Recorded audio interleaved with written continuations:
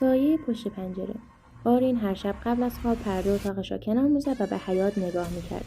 حیاط کوچک بود، یک درخت خشک و یک نیمکت قدیمی داشت.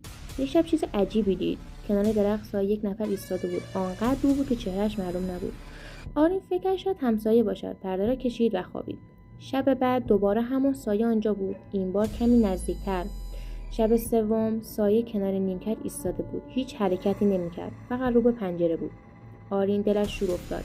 از پدرش خواست بیرون را نگاه کند. پدر پرده را کنار زد و گفت هیچ کسی آنجا نیست. آرین خودش نگاه کرد، حق با پدر بود.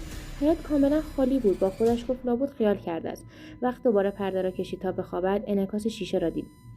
سایه اصلا بیرون نبود، داخل اتاق درست پشت سر خودش ایستاده بود. صبح از خواب که بیدار شد، اتاق کاملا خالی بود، اما روی بخار آینه فقط یک جمله نوشته شده بود: دیشب متوجه شدی؟ امشب دیرتر برمیگردم.